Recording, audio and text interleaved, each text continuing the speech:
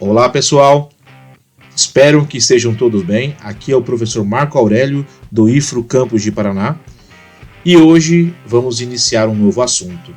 Vamos falar sobre óptica e na nossa primeira aula falaremos sobre os fundamentos dessa área tão importante para o avanço da ciência e da tecnologia. Esse vídeo ficou relativamente grande. Então, nessa tela você pode ver o exato instante de alguns temas. Ou, se preferir, é só ir na descrição desse vídeo no YouTube e clicar no instante referente ao tema que você deseja revisar.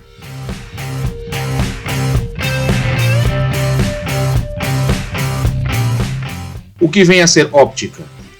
É a parte da física que estuda as leis relativas à radiação eletromagnética, em particular, a radiação luminosa, que nós chamamos de luz. Vamos dividi-la em dois ramos, a óptica geométrica e a óptica fisiológica.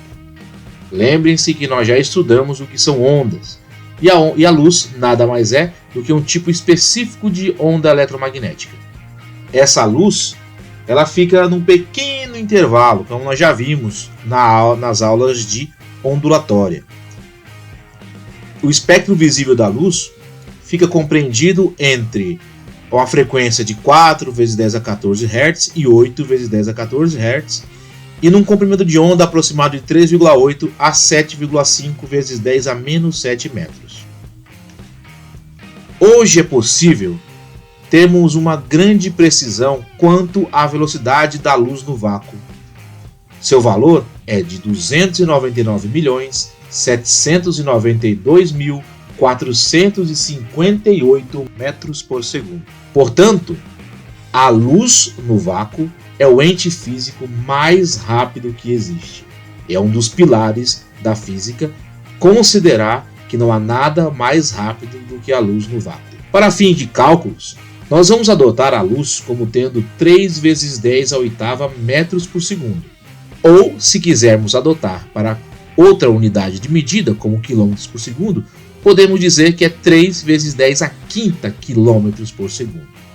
Na tabela, vocês veem, por exemplo, outros meios e as respectivas velocidades da luz nesses meios. No ar, é tão parecido com o vácuo que a gente acaba adotando para fins aqui do nível médio, que a luz se deslocando no ar é praticamente igual à luz se deslocando no vácuo. Então a gente não vai fazer distinção quanto a isso. Um termo importante que vocês já devem ter ouvido falar é o chamado ano-luz. Quando a gente fala de ano-luz, muita gente acha que está falando de tempo. Tantos anos-luz que eu não te vejo. Está errado. Ano-luz é uma unidade de distância e não de tempo. E ela representa um ano viajando à velocidade da luz no vácuo. Isso dá aproximadamente quanto? Vamos lá, vamos arredondar alguns valores para ficar mais fácil entender. Como a velocidade da luz no vácuo é constante, vamos pensar que eu tenho uma distância por um tempo. Vou substituir esse V pelo C, que é o símbolo da velocidade da luz, e vejamos como fica. Então, essa distância que eu vou percorrer e um ΔT. Adotando a velocidade da luz como 3 vezes 10 à quinta km por segundo, eu quero saber que distância percorre em um ano. O que é um ano? Se eu fizer todas as transformações, um ano tem 365 dias. Cada dia tem 24 horas. E cada hora tem 3.600 segundos. Se eu multiplicar tudo isso, vai dar aquele valor ali, 3,1536 vezes 10 a sétima segundos. Isso é o tempo, isso é um ano em segundos. Multiplicando cruzado, eu tenho uma incrível distância de aproximadamente 9,46 vezes 10 a 12 quilômetros. Isso é a distância que a luz percorre em um ano. É o chamado ano-luz. Já viram aquela história que muitas estrelas que estamos vendo talvez não estejam mais lá? E é pura verdade. Porque o que nós vemos é a luz se propagando no vácuo do espaço e chegando até a gente. E ali nós temos alguns exemplos da distância entre as estrelas principais e a nossa Terra. você ter uma ideia, o tempo que a luz do Sol demora para chegar até a gente é de aproximadamente 8 minutos. Ou seja, se de repente o Sol se apagasse, nós só iríamos perceber 8 minutos depois. Como representamos a propagação da luz? Nem sempre a gente, para poder entender a luz, precisa fazer um desenho artístico. Vamos fazer um desenho esquemático. Primeiro vamos ver como se representam os raios de luz. Basta você colocar setas, como vetores, por exemplo. Agora, se eu quero representar feixes de luz, eu preciso fazer um conjunto de raios de luz. Esses feixes podem ser convergentes, quando eles se direcionam para o mesmo ponto. Eles podem ser divergentes, quando eles partem de um mesmo ponto, e aí vão abrindo, né, vão divergindo, como o nome já sugere, ou eles também podem ser paralelos. Por exemplo, se eu pensar na luz do Sol, e quando eu vou considerar os raios luminosos do Sol, eu vou dizer que eles são divergentes a partir do Sol. Do mesmo jeito que eu posso observar uma lanterna também. Os raios estão partindo dela e divergindo para outro ponto. Vamos denominar agora as fontes de luz. Vamos diferenciá-las como fontes primárias e fontes secundárias. As fontes primárias são também chamadas de corpos luminosos, porque são corpos que emitem sua própria luz. Nós temos aí nas imagens o Sol, as estrelas, lâmpadas, uma fogueira e até os animais bioluminescentes, como o vagalume e aquele peixe esquisito que tentou comer o pai do Nemo e a Dory. Esses animais, que estão nas últimas imagens, eles têm a capacidade de gerar sua própria luminosidade através de alguns elementos que tem no seu organismo que são capazes, né, de gerar essa chamada bioluminescência.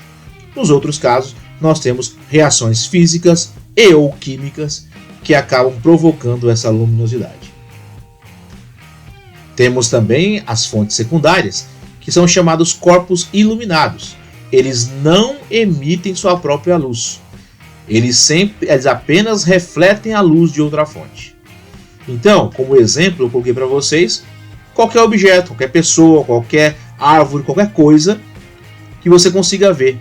Você só pode ver porque uma luz incidiu nesse corpo e ele refletiu a luz que chegou até seus olhos. Quem viaja, por exemplo, à noite, vê nas estradas essas marcações, parece um brilhinho, né? Parece um brilho. Ah, será que está alguma coisa iluminando aqui? Será que tem uma energia elétrica passando por aqui? Isso nada mais é do que uma marcação na pista, um bloquinho que alguns conhecem como olho de gato, que ele tem uma faixa reflexiva. Quando a farol do carro bate nessa faixa, reflete de volta. Isso acontece também com a reflexão dos planetas e também da nossa Lua. Portanto, a nossa Lua não emite luz própria, simplesmente reflete a luz do Sol.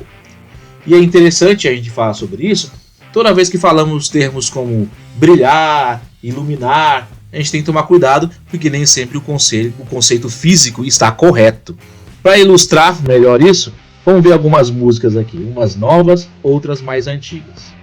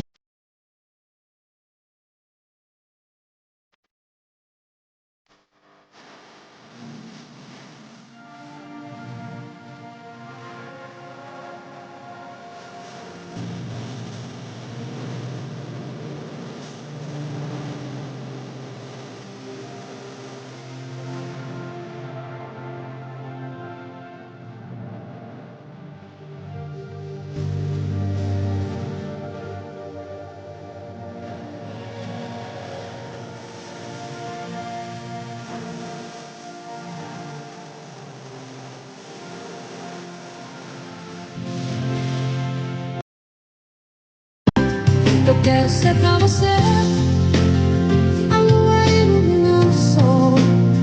Quero acordar todo dia pra te fazer todo o meu amor. No, God! No, God, please, no! No! No! No! licença poética é uma coisa, né, dona Paula Fernandes, mas acabar com a óptica, com a astronomia desse jeito aí já é demais, né? Não força a amizade não, tá? E quanto aos meios de propagação dessa luz? Nós temos os chamados corpos transparentes, que são corpos que permitem toda a passagem da luz. Então você consegue ver o objeto do outro lado nitidamente, né? Um aquário, uma janela bem polida, né? Ou um outro vidro qualquer bem polido, livre de qualquer tipo de imperfeição. Os translúcidos são corpos que permitem a passagem irregular da luz, né? Apenas parte dessa luz passa. Os objetos geralmente são visualizados desfocados, embaçados, distorcidos. E por fim, temos os meios opacos. São simplesmente objetos que não deixam a luz passar. Então o objeto do outro lado desse corpo opaco não é visualizado. Agora falaremos dos princípios da óptica geométrica. O primeiro desses princípios é a propagação retilínea da luz. Nele entendemos que em meios homogêneos e transparentes, a luz se propaga sempre em linha reta. Quais são as consequências disso? Observem a primeira imagem. Nessa imagem aqui temos uma praia que eu acho que o pessoal não deve gostar muito dela, principalmente quem gosta de tomar sol. Porque em certo momento do dia, observe a sombra dos prédios sendo projetada na areia da praia. Então a sombra de objetos é uma consequência dessa propagação retilínea. Eclipses solares e lunares também. Instrumentos como um periscópio que tem nos submarinos obedece também a esse princípio da propagação retilínea. E um outro instrumento que vão estudar com mais calma, a chamada câmara escura de orifício, que é a mãe das câmeras digitais, diria a bisavó, quiçá, aí das câmeras digitais, ela também obedece esse princípio. Vamos ao primeiro exemplo dessa propagação retilínea, que foi notado pelo grande Tales de Mileto quando foi ao Egito e viu a maravilhosa pirâmide de Quéops. Ele queria saber a altura dessa pirâmide e não tinha como subir lá para ver. E ele percebeu que essa pirâmide projetava uma sombra na areia do deserto. Simplesmente ele foi lá, mediu essa sombra e depois, no mesmo momento, colocou um pedaço de madeira. E ele mediu esse pedaço de madeira e a sombra que esse pedaço de madeira projetava nessa mesma areia. Então nós temos a altura da pirâmide, vou chamar de H maiúsculo, temos a sombra da pirâmide, temos o H minúsculo, que é a altura dessa travezinha de madeira, e o S minúsculo, a sombra que essa trave projeta na areia. E aí a relação de Tales de Mileto é essa. A altura da pirâmide sobre a sua sombra tem que ser igual à altura da haste de madeira sobre a sua sombra. E isso a gente generaliza e consegue trazer até para situações do dia a dia. Por exemplo, se eu quiser saber a altura desse prédio, eu tenho que a informação de que a sombra desse prédio tem 30 metros. No mesmo momento que projeta essa sombra de 30 metros, um poste de 12 metros de altura projeta uma sombra de 4 metros. Isso eu faço uma regra de 3 simples ou jogo na equação do nosso amigo que eu acabei de mostrar para vocês, o Tales de Mileto. Então eu tenho a altura do prédio, chamei de x, sua sombra é 30 metros, a altura do poste é 12 metros e sua sombra 4.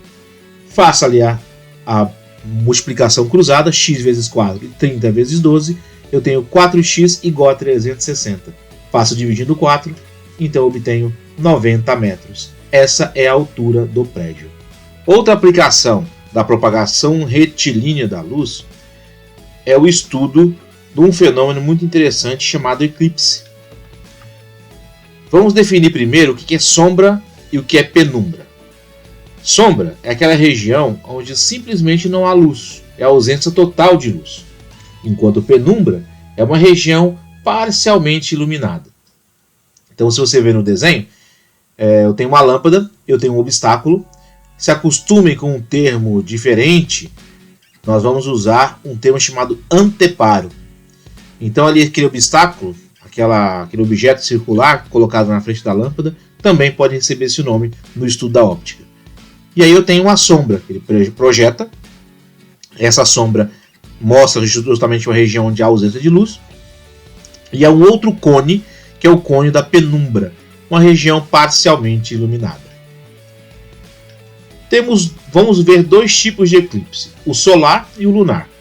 O que é o eclipse solar? É quando a Lua fica entre o Sol e a Terra. Então, alguma região da Terra recebe a sombra, enquanto outra região recebe a penumbra da Lua. A região que recebe a sombra, o cone da sombra, nós dizemos que é o eclipse total. E a outra região, o eclipse parcial. E tem regiões que simplesmente não sofrem, não conseguem visualizar esse fenômeno. São regiões que vão normalmente ter o Sol brilhando normal. E, obviamente, o outro lado da Terra é de noite. Há também o eclipse lunar. Já o eclipse lunar é quando a Terra projeta uma sombra na Lua. Então a Terra fica entre o Sol e a Lua. Certo? Então aí a sombra da Terra se projeta na Lua. E se você hoje tem um celular, ou quem sabe até uma câmera moderna, você deve isso aos estudos da óptica e um instrumento muito simples, chamado câmara escura de orifício. A câmara escura de orifício nada mais é do que uma caixa com um buraco. Até possível, a gente pode fazer até em casa isso aí. Você pega uma caixa de papelão, ideal é pintar de preto, mas se não quiser pintar não tem problema. Faz um furo em um dos lados dessa caixa. Do outro lado você recorta e coloca um papel, por exemplo, coloca um papel manteiga. E aí você consegue ver a imagem projetada nesse papel. Só que obviamente vai ser invertida, por questão de cruzamento dos raios luminosos, que já eu explico para vocês. Então se você olha a evolução das máquinas fotográficas, essa antigona aí que a gente vê nos filmes de antigamente, que a pessoa praticamente, o fotógrafo praticamente entrava numa cabine, era uma cortina grandona, e aí foram evoluindo, e até que chegaram nos smartphones. Então qual a diferença entre essa primeira máquina e as mais modernas, incluindo os smartphones? Basicamente é que o filme fotográfico, que sofreu uma reação química ao ser exposto à luz, foi trocado por um sensor agora. Mas a ideia é sempre a mesma. A lente capta a imagem. Então quando se clica num dispositivo chamado obturador, que antes era mecânico, passou a ser elétrico, hoje é completamente eletrônico, simplesmente há uma abertura nessa lente da câmera e isso capta a imagem. Ela chega até o dispositivo invertida. E lá, todo o processo, hoje em dia, eletrônico, a imagem acaba se projetando direita, do modo certo mesmo. Então, esse é o princípio de uma câmera fotográfica, das mais antigas até as mais modernas de hoje. O olho humano não é diferente. A luz, quando entra no nosso olho, através da pupila, ela se projeta lá no fundo do olho, na chamada retina. E ela se projeta de maneira invertida. E aí, o seu cérebro, ao receber esse estímulo visual, faz o trabalho de reverter a imagem, de voltar a imagem, na verdade, para a posição normal. E aí você consegue ver realmente, eu estou vendo uma pessoa. Como é que essa imagem da pessoa se projeta no fundo do meu olho, lá na retina? Se projeta de cabeça para baixo, porém, o seu cérebro interpreta essa imagem, colocando a pessoa novamente de cabeça para cima, vamos dizer assim. Perfeito? Aí te dá ideia de tamanho, de profundidade, etc. Dada a importância dessa câmera escura, a gente consegue até determinar uma equação para ela. Certo? Vamos chamar de o tamanho do objeto, que está posicionado diante da câmera escura. I é o tamanho da imagem projetada no fundo dessa câmera escura. P é a distância do objeto até o buraco, até o orifício da câmera escura. E P' é o comprimento dessa câmera. Esse P com risquinho em cima a gente chama de P'. Então a relação matemática é isso. I sobre O é igual a P' sobre P. Com essa equação, se você conhece o tamanho do objeto, você conhece a distância em que ele está da câmera, o tamanho da câmera, você consegue determinar o tamanho da imagem projetada no fundo dessa câmera. Guarda essa equação, que a gente vai precisar dela futuramente. Já viram em filmes os chamados submarinos? O submarino está ali, né, de repente ele sobe, e aí também sobe uma lente por cima, chamada periscópio. O periscópio possibilita visualizar por cima da água. Hoje em dia há sensores mais modernos, etc. Mas a ideia sempre foi essa. Se estivéssemos presenciais lá no IFRO, eu mostrarei para vocês alguns dos periscópios que a gente fez lá. Eu fiz com alguns alunos alguns anos atrás. Tá? Mas a ideia sempre é essa. Isso tudo que eu falei até agora, todos esses exemplos, foi o primeiro princípio, né? A propagação retilínea da luz. Em meios homogêneos e transparentes, a luz sempre se propaga em linha reta. O segundo princípio da óptica geométrica é a independência dos raios luminosos.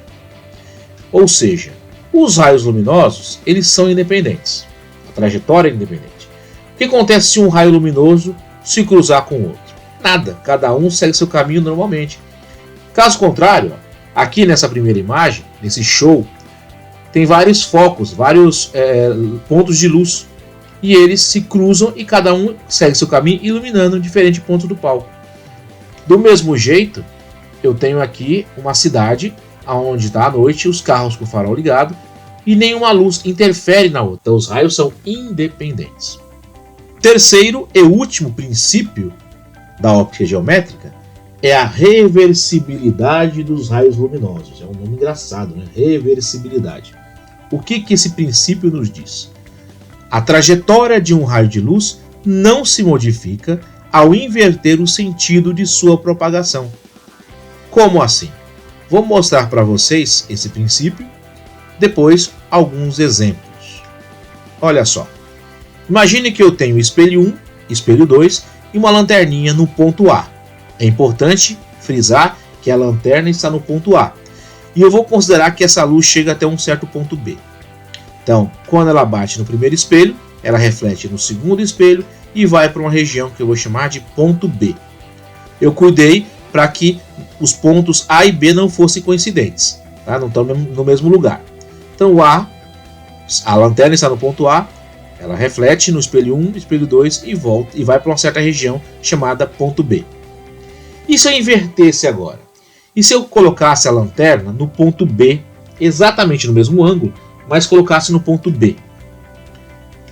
Ela iria iluminar no espelho 2, no espelho 1 e iria para a região do ponto A.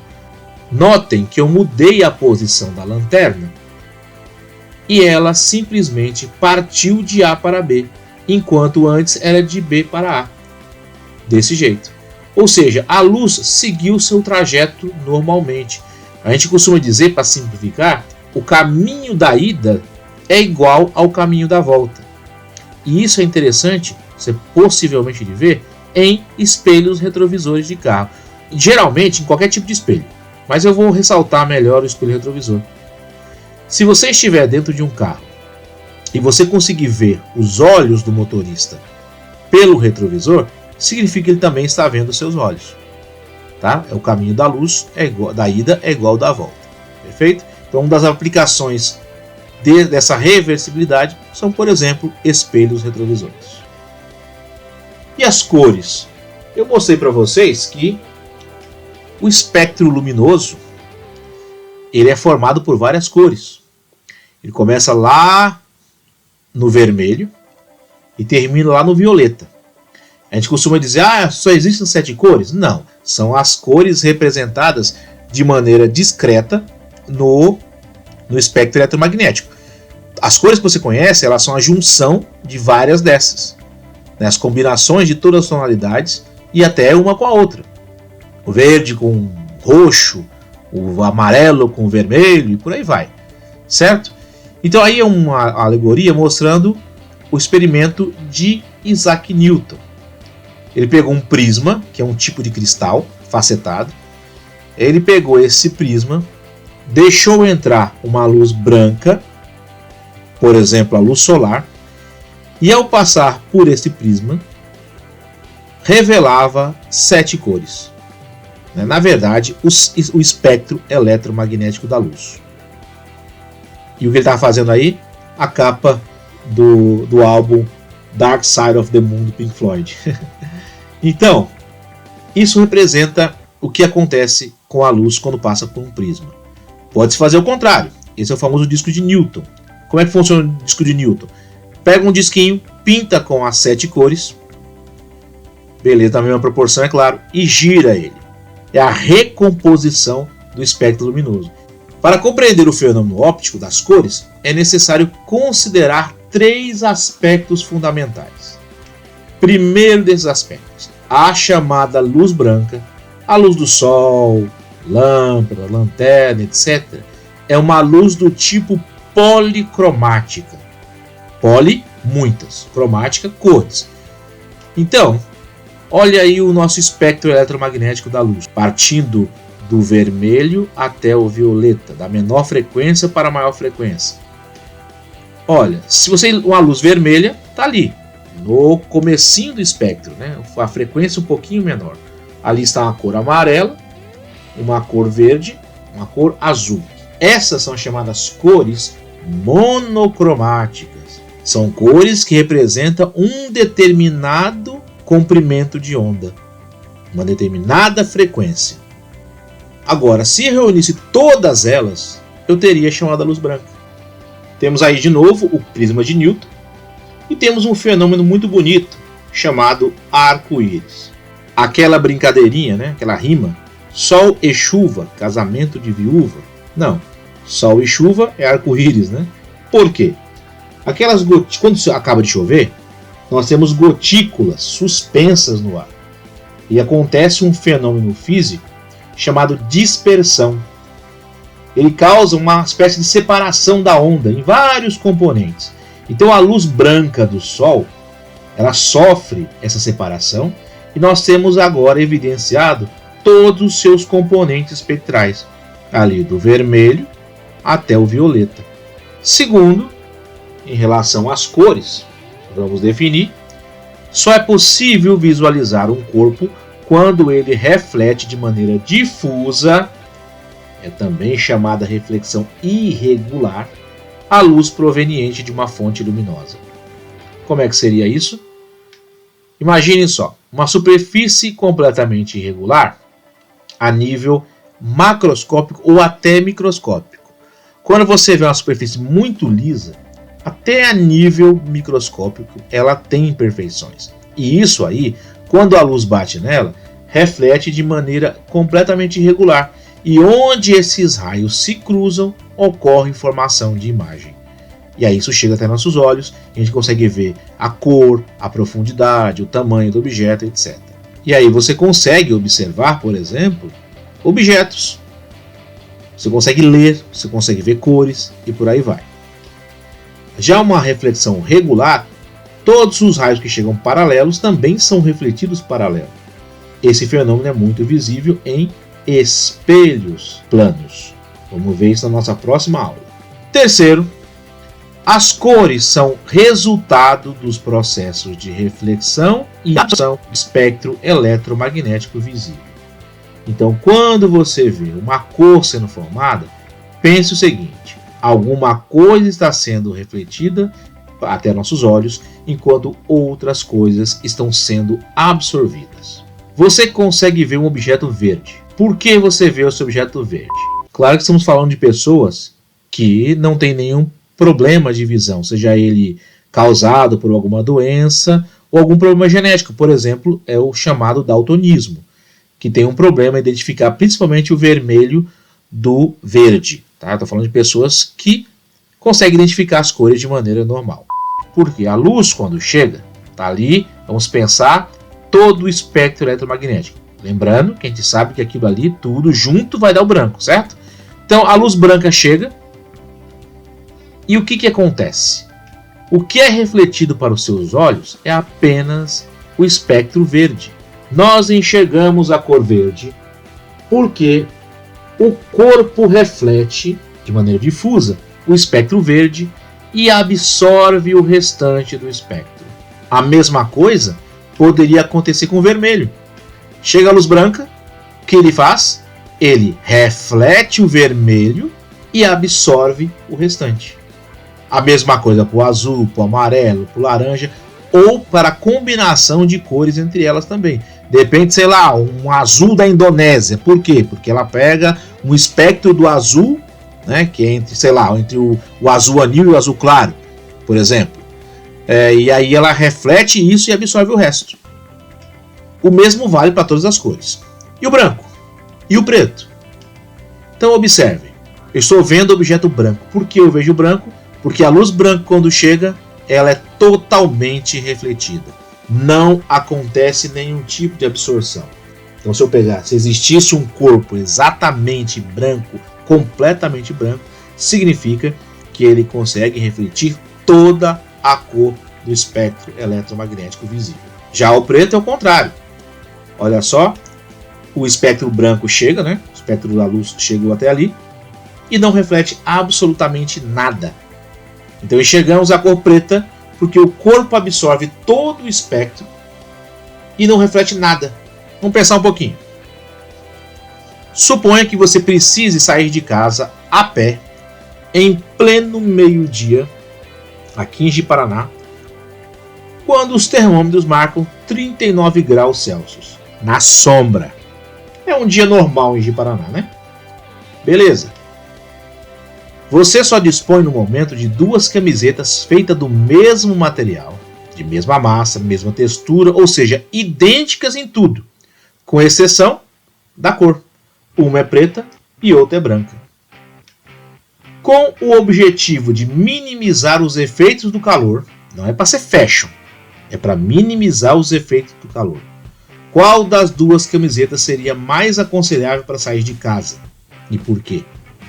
Sabemos que a cor preta vai absorver o espectro. Caramba, tá um sol danado. A radiação solar, ela será absorvida muito mais pela camisa preta do que pela branca. A branca vai refletir essa radiação solar. Portanto, é aconselhável que você saia com a camisa branca. O que acontece se eu iluminar corpos coloridos com luzes monocromáticas? Ok, eu sei que se eu iluminar um corpo verde com luz branca, ele reflete verde para mim. Mas o que acontece se eu pegar um corpo verde, uma sala escura, e acender uma luz vermelha? A cor verde reflete somente ondas de comprimento característico da radiação verde. Por isso, absorve a luz vermelha. Só absorveu. Então, o único fenômeno aqui é de absorção. A absorção, negro. Ponto final. A mesma coisa, estou numa sala, beleza, entrou luz branca num corpo azul, reflete o azul para mim. Mas estou numa sala escura, acendo uma luz amarela. O que vai acontecer? A luz amarela bate nesse corpo azul, vai refletir o quê? Nada, apenas a absorção. Portanto, também verei esse corpo preto do mesmo jeito que eu tinha visto anteriormente no corpo verde. Ou seja, recapitulando, por quê? Porque não tem o que refletir, só tem a absorção. Para refletir é necessário que houvesse ali um espectro de luz azul. E eu não, estou numa sala escura, acendi a lâmpada amarela num corpo azul, não vejo nada, vejo tudo preto. Um corpo amarelo, incido uma luz branca, vejo amarelo. Estou na sala escura, ilumino ele com a cor amarelo. O que vai fazer? Agora sim, ele vai refletir o amarelo. Refletindo o amarelo, eu consigo ver esse objeto com sua cor característica. É óbvio, amarelo. E se for branco? Estou numa sala escura e coloco, sei lá, uma luz violeta. O que eu vou ver? Obviamente, violeta. O branco reflete todo o espectro. Então, qualquer cor que eu incidir ali, eu vou ver a cor da própria luz. E se for um corpo preto? Não interessa que cor que eu incida nele, ele vai continuar sendo preto. Um exemplozinho para a gente treinar um pouco. Lembrando da Copa do Mundo 2018. Os principais times da Copa do Mundo: França, Croácia, Bélgica e Inglaterra. França campeã, Croácia vice, Bélgica terceiro e a Inglaterra quarto lugar. Eu consigo ver essas bandeiras com luz branca. Agora, o que aconteceria se eu incidisse nessas bandeiras uma cor amarela. Então, apaga a luz e agora liga um feixe de luz, né, amarelo nelas. Como é que ficaria? Olha a da França. Por que a da França fica assim? Muito simples. Porque o azul, na presença da cor amarela, não tem o que refletir. Portanto, se não reflete nada, fica preto. O branco, na presença da cor amarela, reflete o amarelo. Então, temos amarelo. O vermelho é o mesmo caso do azul. Na presença da cor amarela, não tem o que refletir. Fica então preto.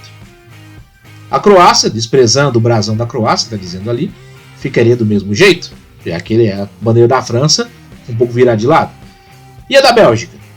O preto permanece preto. O amarelo permanece amarelo. E o vermelho? O vermelho não tem o que refletir também. Está sendo irradiado por uma cor amarela. Não tem o que refletir. Portanto, fica preto.